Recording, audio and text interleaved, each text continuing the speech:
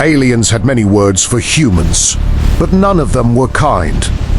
In the grand halls of the Galactic Council, where dozens of species gathered to decide the fate of entire star systems, humans were often described as unstable, irrational, and dangerously emotional. To the cold logic of most alien civilizations, emotions were flaws that had been evolved out long ago. They believed that feelings clouded judgment, weakened resolve, and led to poor decisions in moments where survival depended on clarity and control. Humans, however, had built their entire identity around those very emotions. They formed bonds, they cared deeply, they mourned their losses, and they celebrated their victories with a passion that no other species could understand. To the rest of the galaxy, this made them unpredictable. To some, it even made them frightening in a different way. But most simply laughed. Among those who laughed the loudest were the Virel, a highly advanced species known for their superior technology and flawless strategic thinking. The Virel prided themselves on having eliminated all emotional influence from their decision-making processes. Their armies operated with perfect precision, their leaders ruled with absolute logic, and their society functioned like a well-designed machine.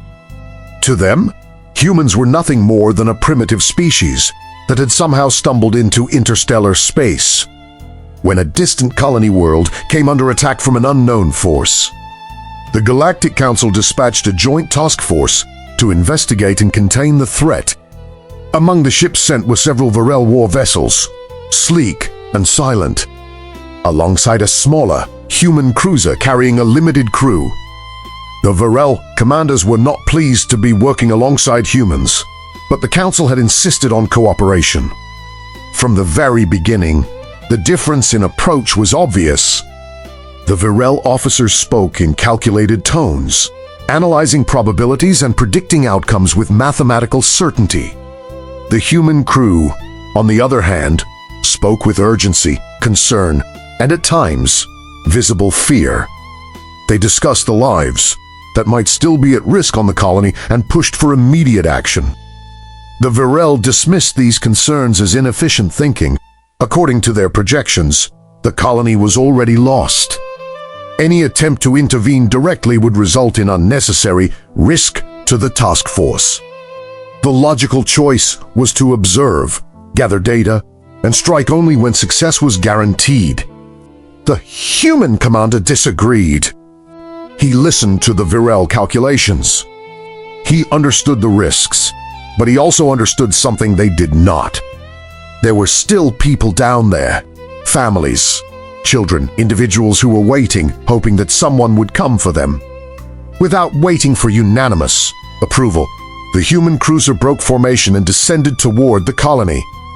The Virel ships remained in orbit, their commanders watching with a mixture of disbelief and quiet amusement. To them, this was proof of human irrationality, an emotional decision leading to a predictable outcome. At first, everything seemed to confirm their expectations. The unknown enemy defenses activated as the human ship entered the atmosphere. Energy weapons lit up the sky, striking the cruiser and damaging its systems. The situation quickly became critical. Yet the human ship did not retreat. Instead, it pushed forward, stabilizing its descent just enough to deploy rescue teams onto the surface. Through intercepted transmissions, the Virel could hear the chaos below. Human voices calling out, coordinating evacuations, reassuring terrified colonists even as explosions echoed in the distance. Time passed, and against the odds, evacuation ships began to launch from the surface, carrying survivors back toward orbit. The Virel commanders recalculated. The probability of success had been low, but not zero.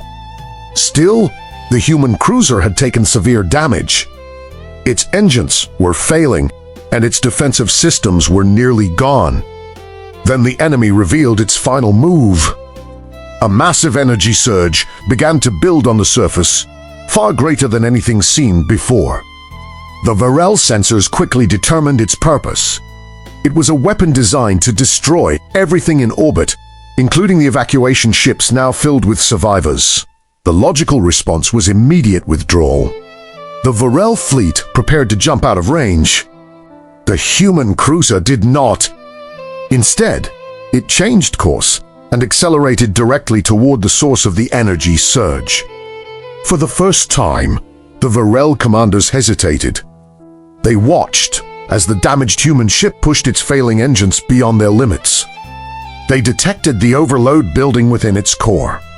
They calculated the outcome with perfect accuracy. The human commander spoke one final message, not to the Council, not to the Varel, but to the people he had just helped save. He told them to keep going. Moments later, the human cruiser collided with the enemy weapon. The resulting explosion was immense. It consumed the weapon entirely, disrupting the energy surge and sending shockwaves across the planet's surface. The threat was gone. In orbit, the evacuation ships continued their ascent, now safe. Silence filled the Varel command vessels. Their calculations had been correct. The human decision had been inefficient, illogical, and ultimately self-destructive. And yet, it had succeeded. More than that, it had saved thousands of lives. For the first time, the Varel began to question something they had long considered absolute. They reviewed the data, not just the numbers and outcomes, but the transmissions, the voices, the urgency, the determination. They realized that what they had dismissed as weakness was something else entirely. Emotion had not clouded the human commander's judgment. It had defined it. Where the Varel saw acceptable losses, the human saw lives worth risking everything for. Where the Varel chose certainty and survival, the human chose sacrifice and protection. The galaxy would later record the event as a tactical anomaly, an unexpected deviation from predicted behavior that resulted in a favorable outcome. But among the Varel, the story was remembered differently. They no longer laughed when humans spoke with passion or acted with feeling, because they had seen what those emotions could do. They had seen a single human, driven not by logic alone but by something far stronger, change the fate of an entire world. And for the first time, they did not see humans as weak. They saw them as something far more dangerous. They saw them as something worth respecting.